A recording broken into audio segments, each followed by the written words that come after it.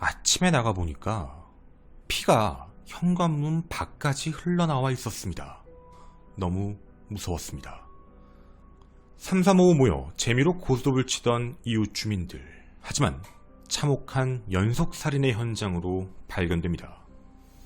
풀려난 지 40분 만에 무려 2명을 살해한 51년생 김씨. 흉기 들고 있다고 자진신고 왜 하셨습니까? 여전히 혐의 부인하십니까? 피해자들과도 평소에 많이 다투셨습니까? 아니었습니다.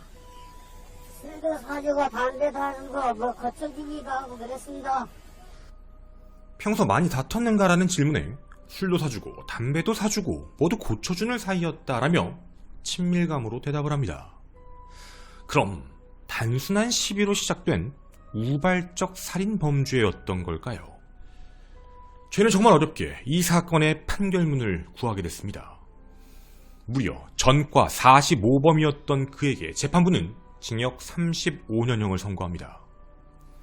막을 수 없었을까요? 2명을 살인한 전과자에게 왜 무기징역을 선고하지 않고 다시 사회에 나올 기회를 줬던 걸까요? 당신이 몰랐던 사건, 분당 화투판 살인 사건의 전말편입니다.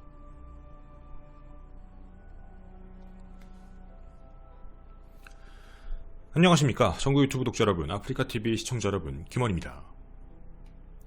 2020년 9월 20일 경기도 성남시 분당 미금로에 있는 모 아파트.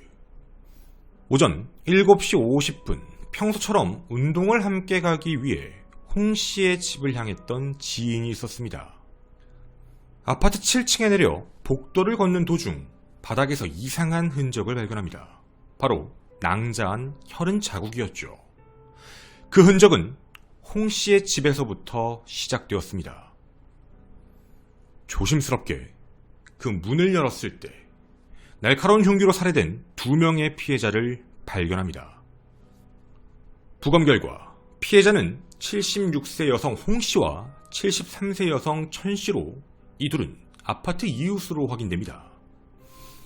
천 씨의 사인은 우측 가슴 상부와 상복부에 찔린 상처로 인한 심장 절창 사망이었고, 홍 씨의 경우 우측 옆구리와 좌측 복부 그리고 왼쪽 목에서 상흔이 발견되었습니다. 하지만 홍 씨의 경우 직접적 사인은 과다출혈 쇼크사, 흉계 배인 상처가 사망에 이를 수 있는 치명상은 아니었기에 상당 시간 살아있던 상태였습니다. 현장에는 사라진 금품이 없었으며 피해자 천 씨와 달리 홍 씨는 왼손에 방어흔이 존재하는 것으로 보아 범인은 우선 무방비 상태의 천 씨를 흉기로 공격을 했고, 이를 목격한 홍 씨와 실랑이를 벌이다 홍 씨마저 살해한 것으로 짐작되었습니다. 범인은 누구였을까요? 그런데 놀랍게도 경찰은 용의자를 바로 특정합니다. 같은 아파트에 사는 69세 남성 김 씨. 경찰은 어떻게 알고 있던 걸까요?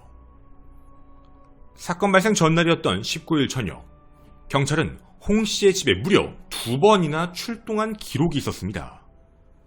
김 씨는 저녁 8시 57분부터 9시까지 무려 3번이나 경찰에 나를 포함한 5명이 불법 도박을 하고 있다, 단속을 해라 라고 얘기하며 신고 전화를 직접 걸었습니다. CCTV 확인해본 결과 20일 밤 12시 자신의 집에서 소주병과 흉기를 들고 7층을 향했으며, 그로부터 약 19분 후 피범벅이 된 김 씨가 흉기만을 들고 자신의 집으로 향하는 모습이 포착됩니다. 그러면 불법 도박을 신고한 범인이 왜 갑자기 살인마가 된 걸까요? 사건의 전말은 이러했습니다. 2020년 9월 19일 저녁 9시 20분 7층의 홍 씨의 집에 이 씨, 김 씨, 신 씨, 천 씨, 그리고 범인까지 총 5명의 사람이 모여 함께 고스톱을 시작합니다. 평소에도 점당 100원으로 자주 모여 고스톱을 즐겼던 이들. 그런데 그날 김 씨는 점당 500원으로 치자라고 제안을 했고, 다들 동의를 하며 화투판이 또 시작되었습니다. 시간이 지날수록 돈을 잃기 시작했던 김 씨. 그런데 20만 원을 땄던 이 씨가 딸의 전화를 받고 집에 가야 한다며 자리를 일어서자 김 씨는 이렇게 갑자기 말을 합니다. 따면 집 가고 이르면 밤새도록 치냐. 이후 심한 욕설까지 하기 시작했죠. 사람들 사이에서 실랑이가 시작되었고 분에 겨웠던 김 씨는 결국 8시 57분 스스로 112에 전화를 걸어 우리가 지금 도박을 하고 있으니 잡아가라 라는 신고 전화를 했던 겁니다.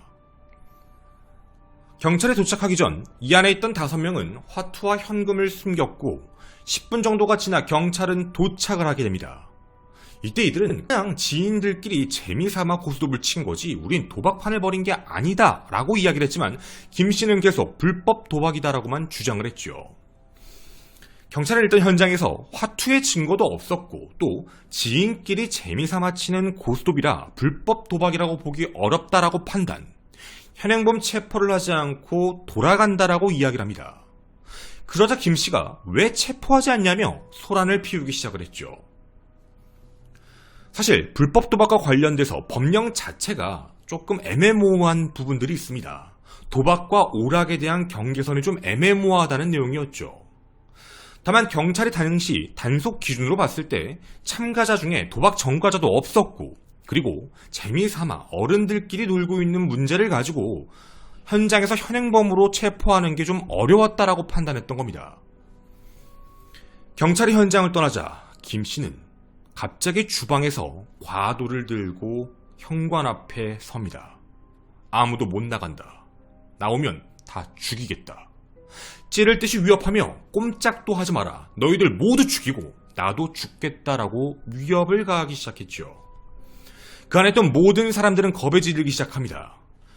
그중 한 명이 현장에서 몰래 벗어나 베란다로 간 뒤 다시 한번 경찰에 신고를 하게 되었죠. 경찰은 현장이 수습됐다 판단, 내려와 경찰차에 탑승하려고 했는데 또다시 신고가 들어온 겁니다. 이번엔 흉기로 위협을 하고 있다는 내용이었죠. 경찰은 9시 20분 7층 현장으로 다시 올라오게 됩니다.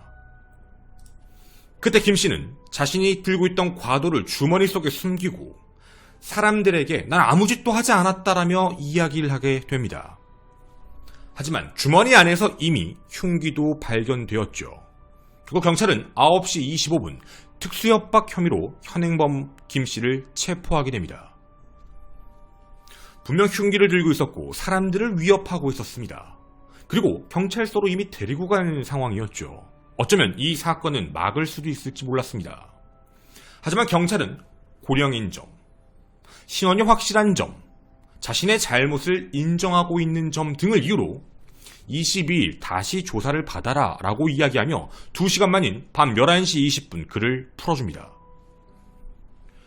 물론 특별하게 그 이후 어떤 추가 범죄가 저질러질 것이다라는 걸 예측할 수 없다는 경찰의 말은 이해가 갑니다. 하지만 한 가지 문제가 있었죠. 평소 성격이 흉폭했던 김 씨, 그에게는 무려 전과가 45개가 있었습니다. 소소하게는 20만 원의 벌금형을 포함 사기, 폭력, 상해. 6, 7년 전에는 장애인 여성을 상대로 인지극을 벌이다 경찰을 다치게 한 전력도 있었습니다. 그리고 마지막 형사처벌은 3, 4년 전. 굉장히 흉폭했다라는 걸 예측할 수 있었음에도 불구하고 경찰은 이렇게 말을 합니다.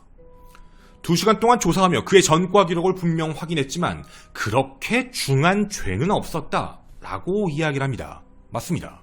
살인죄에 비하면 중하다라고 볼 수 없을 수도 있죠. 하지만 분명 그는 성격이 흉폭한 상태였습니다. 인지극을 벌이고 흉기를 들고 폭력 상해 전과가 있는 사람이었죠. 하지만 그를 어떠한 대처도 없이 그렇게 풀어줘 버린 겁니다.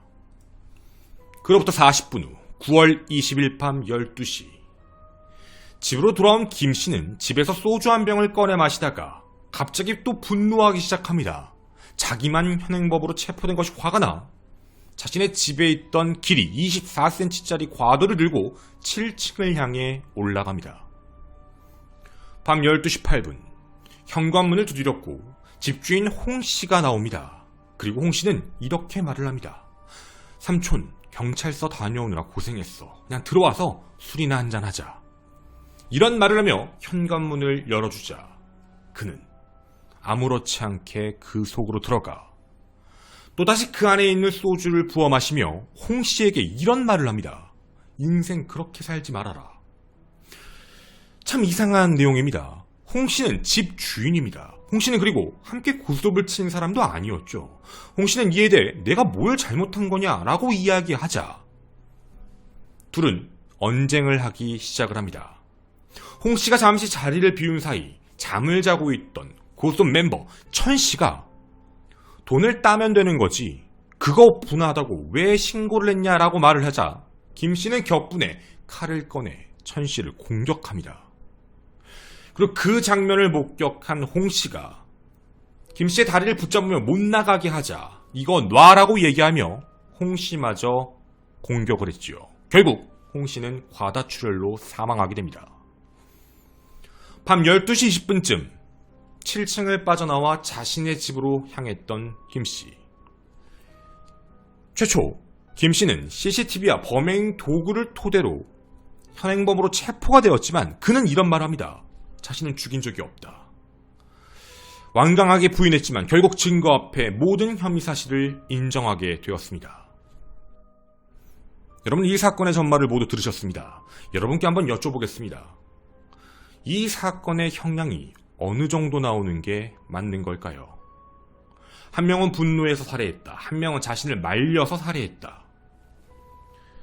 재판부는 홍 씨와 천 씨의 살인죄에 대해 좀 독특한 판단을 하게 됩니다. 사실 저 개인적으로도 이해가 가지 않았고 판결문을 꼭 구하고 싶었던 이유였죠. 형량 자체가 무기징역이 아니고 사형이 아니었기 때문에 혹시 참작이 될 만한 사유가 있었나라는 게 궁금했습니다. 예를 들자면 계획살인이 아니라 우발적 살인으로 봤나? 혹은 심신미약을 인정했나? 혹은 살인죄 중에는 유형이라는 게 5가지로 나뉘게 됩니다. 제1유형부터 제5가지 유형, 그 중에 5번째 유형까지 가게 되면 가장 극악무도한 범죄로 살펴보게 되죠. 제1유형에 가까울수록 형량이 참작되는 경우들이 있습니다. 그런데요, 김 씨의 경우 두 살인사건 모두 보통 동기의 살인으로 판단합니다. 사실 이 부분도 좀 납득하기가 어려웠습니다. 제가 개인적으로 생각했을 때는 분명 이 사건은 보복살인의 느낌이 강한데도 불구하고 보통 동기의 살인으로 가중처벌 요인의 계획적 범죄, 잔혹범죄, 그리고 피해자의 취약성 이 3가지만을 고려합니다. 재판부는 평소 거울을 고쳐줄 정도로 친분이 있었는데 일말의 죄책감도 없이 그리고 조치도 취하지 않고 집으로 귀가한 다음 칼은 밖에 화단에 버리고 범행 옷을 세탁하고 담배를 피우는 등 인격의 존중이 없다. 과거에도 화를 못 이기고 충동적, 폭력적 성향을 보이며 수십 차례 폭력범죄 처벌 전력이 있으며 이 사건에도 충동적 성향을 조절하지 못해 발생한 범죄로 보인다라고 직접 명시합니다. 판사는 알고 있었습니다.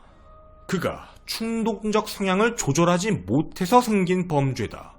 그럼 역으로 경찰에게도 묻고 싶습니다. 그걸 알지 못했던 걸까요?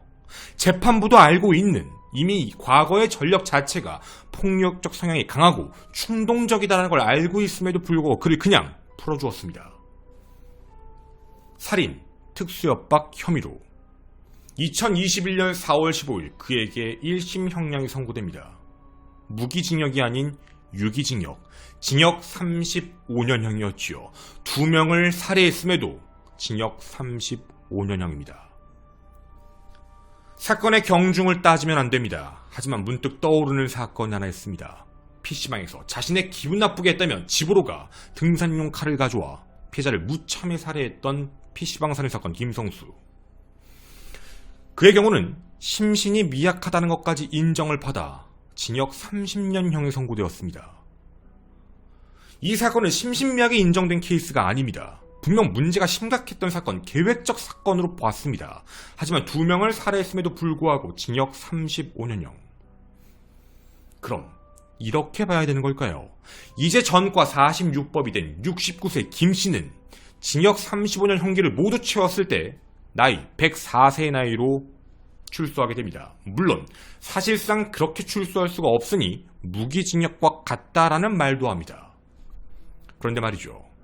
무기징역과 달리 유기징역은 가석방 대상 심사가 10년 안팎입니다. 계획적으로 2명을 살해하고 유족의 피해 회복도 하지 않은 45범 김씨. 정말 이 형량이 맞는 걸까요? 저는 뒷이야기에서 몇 가지 더 전해드리도록 하겠습니다. 저는 김한 사건 파일의 김원이었습니다. 감사합니다. 자, 일단 이 사건의 전반적인 내용을 설명을 드렸고요. 중간중간에 들어가서 궁금해하실 수 있는 내용들을 좀 말씀을 드리도록 하겠습니다. 일단 그 첫 번째 키워드 도박, 불법 도박 신고와 관련되어 있는 문제인데요.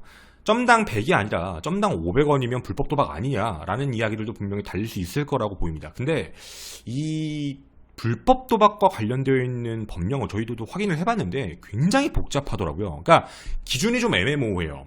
예를 들자면 점당 100원이어도 불법 도박일 수도 있대요. 처벌이 된 케이스가 있어요. 과거에 한 여성이 점당 100원으로 고스톱을 치다가 실제로 처벌받은 기록이 이제 판례가 있어요. 근데 그때 당시에 그분이 왜 처벌을 받게 됐냐면 기초생활수급자였대요. 그래서 기초생활수급자인데 점당 100원으로 쳤다는 거에 대해서 뭐라고 본 거냐면 이건 좀 자신의 수익 대비, 자신이 버는 돈에 대비 점당 100원으로 친 건 과다하다라고 봐서 이건 오락성이 아니라, 그러니까 오락과 불법 도박의 경계가 진짜 애매한데 이거를 오락으로 본 게 아니라 진짜 돈을 벌기 위한 수단으로 본 거예요. 그래서 재판부가 그때 당시에는 이제 유죄 판결을 내려요. 근데 이 부분이 왜 되게 말이 많았냐면 이런 얘기를 하는, 그러면 돈을 좀 많이 버는 사람이, 돈을 좀 소득이 있는 사람이 점당 100원을 치면 괜찮은 거냐라는 이야기에 사실 처벌을 안 받더라고요. 그러니까 이제 그런 얘기들도 나오는 거예요. 그러면 돈 정말 많은 재벌이 뭐 점당 뭐 10만 원짜리를 쳐도 괜찮은 거냐? 그건 걸려요. 그거는 도박 그 범죄로 걸리게 돼 있어요. 불법 도박으로. 그러니까 이게 되게 애매하다라고 얘기를 해요. 그러니까 경계선에 대한 문제인 건데 이게 오락성을 뜬 건지 아니면 진짜 돈을 벌기 위한 수익 목적으로 뛴 건지에 대한 기준점이거든요. 그래서 점당 100원으로 치건 아니면 점당 500원, 1000원, 10만원으로 치건 어찌되었든 일단 제가 알기로는 점당 10,000원 정도 있죠. 그 이상 넘어가면은 일단 처벌을 하는 것 같아요. 무조건 이건 돈을 벌기 위한 수단이다라고 봐서 하는 것 같은데 이거에 대해 변호사분들은 이런 말씀을 하시더라고요. 실질적으로 이게 기소가 됐는데 만약 피고인이 돈이 많아, 재벌이야, 아니면 진짜 소득이 커, 나한텐 점당 10,000원이 그래서 돈 버는 게 나한테는 그렇게 큰 돈도 아니다, 이게 왜 우리가 지금 불법 도박으로 해가지고 뭔가 수익적인 걸 올리기 위해 하는 거냐, 아니다, 잘 생각해봐라, 나한텐 이 돈은 없어도 그만인 돈이다 라고 얘기를 하면 과연 이걸 유죄 판결을 내릴 수 있을까? 라는 그런 의문점을 던지시더라고요. 그래서 이 내용은 변호사님들마다 말씀이 다 다르세요. 해서 다시 이제 역으로 지금 본 사건에 대해서 점당 100원이건 점당 500원이건 이 사건을 불법 도박 혐의로 그러면 체포해서 처벌할 수 있느냐에 대한 부분에 대해선 좀 애매하다라는 내용이에요. 일단 도박범죄 전과자가 없었고, 그리고 우리도 뭐 명절 때 가족들끼리 모이거나 뭐 이렇게 어르신들 보면 이렇게 3, 4, 5 모이셔가지고 뭐 노인정이라든가 어느 집에 모여서 이렇게 그냥 노시면서 하시는 분들도 있잖아요. 그러니까 그런 부분을 가지고 처벌을 한다는 게 현실적으로 어려울 가능성이 높다라고 얘기를 하더라고요. 상습 도박 이런 게 뭐 말 그대로 하우스를 만들어서 처리하는 게 아니라, 그렇게 되면 이거 만약에 처벌해버리면 우리나라의 처벌 대상이 너무 많아질 수도 있고, 그래서 일단 첫 번째 불법 도박과 관련되어 있는 키워드는 이런 정도로 내용을 좀 정리드릴게요. 되게 애매모호한 법령이에요, 사실 여기는. 이 부분이었고, 두 번째, 그러니까 풀어준 거 있죠? 체포 40분 만에 풀어준 부분에 대해서도 좀 말씀을 좀 드릴게요. 사실 경찰의 입장에서도 이해는 할 수 있어요. 경찰 쪽에서 아니 이게 지금 그런 자기가 먼저 신고를 했고 출동해봤더니 증거가 없어서 내려왔다가 이제 거기 있던 사람이 지금 칼로 협박한다라고 해서 다시 올라가서 칼이 있길래 현행범으로 체포한 건데, 자신들의 입장에서는 이게 이 사람이 풀어줬을 때 그 이후에 또다시 어떤 추가 범행을 저지를 거에 대해서 자신들은 예측할 수가 없었다, 이렇게 얘기를 하고 있어요. 표면적인 부분에 대해서는 충분히 이해가 가요. 그러니까 어떤 뜻이냐면 보통 사람이 어떤 욱해가지고 사람들하고 싸우다가 뭐 위협했다가 들어갔어요. 어쨌든 이거는 분명히 처벌될 특수협박이니까. 그래서 이거는 이미 들어간 사건이고 처리를 해야 될 불구속으로 처리가 된 건데 보통 사람이면 충분히 그럴 수 있죠. 근데 여기서 지금 문제가 되는 건 뭐였냐면 이 사람의 전과 조회를 해봤을 때 했다고 했으니까 전과가 45범이었던 거고 분노적인 부분을 제어를 못한다는 걸 알고 있던 케이스였다는 거예요.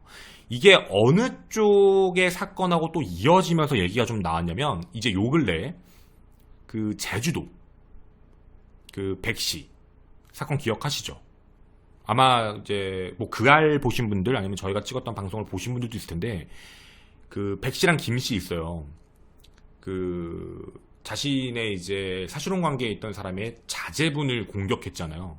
그래서 이제 그분이 자제분이 사망했던 그 사건이 하나 있는데 그 사건도 미리 알 수 있었다라는 내용들이 되게 많았어요. 그 전에도 계속 이제 오펜스적인 신호가 있었고 이걸 빨리 검거를 해서 그걸 막았어야 되는데 그걸 하지 않았다는 점. 뭐냐면 그 사람의 과거 전력을 보니까 이거 좀 위험할 수 있다라고 판단했지만 그렇게 하지 않아서 사건이 거기까지 간 거 아니냐라는 부분들도 있는 거잖아요. 그래서 이런 내용들이 끼다 보니까 이거는 분명 전과를 봤을 때는 좀 더 신중히 결정했었어야 될 부분인 것 같다라는 부분인 거예요. 그러니까 이 부분 때문에 당시 이 사건이 터지고 난리가 났을 때 경찰청장까지도 조사를 하고 확인을 하겠다라고 얘기를 했었어요. 당시에. 왜냐면 이게 언론이 들끓었거든요. 그 이후 조용히 지나갔습니다. 까지. 이게 이제 두 번째가 궁금해하실 내용이고 세 번째 아마 이런 부분들도 궁금하셨을 거예요. 7층 홍씨는 뭐 참여한 게 아니라 그냥 홍씨의 집에서 사람들이 모인 거니까 홍씨는 왜 집에 문을 열어주었을까라는 문제인데 그게 누구도 예측할 수가 없었어요. 그러니까 뭐냐면 홍씨랑 실제 여기 이제 김씨랑 그렇게 친한 사이였대요. 평상시에 뭐 물건도 고쳐주고 뭐 모두 사다 주고 이런 서로 이렇게 왕래가 있던 사이라서 홍씨 같은 경우에는 이제 그 현행범으로 검거됐잖아요. 4명 협박해서 현행범으로 검거돼가지고 들어갔을 때 홍씨도 되게 걱정을 많이 했다고 해요. 그러니까 그 상황을 봤을 때 그래도 이렇게 하는 건 또 이웃인데 이거 좀 그렇지 않나 이런 이야기들이 있었던 건데 어쨌든 자기를 어떻게 보면 말리려고 한 사람까지 살해를 해버린 거죠. 그러니까 그 이후에도 계셨어요, 피해자는. 근데 이제 후속 조치를 취하지 않고 가는 바람에 결국에는 이제 그렇게 돌아가시게 됐던 사건인 거죠. 그리고 이제 마지막 뭐 앞에서 잠깐 말씀을 드렸지만 네 번째 키워드에 대한 건 형량과 관련되어 있는 부분이에요. 저희도 이제 아까 앞에서 방송에서는 내용을 좀 넣어서 했지만 형량과 관련되어 있는 문제는 참 이런 게 아쉽다는 거예요. 우리가 이 판결문의 내용을 이제 보게 되면 제가 좀 읽어드릴게요. 판결문을. 이건 이제 위에서 얘기하기 아니라 뒷이야기에서 이제 말씀을 드리는 건데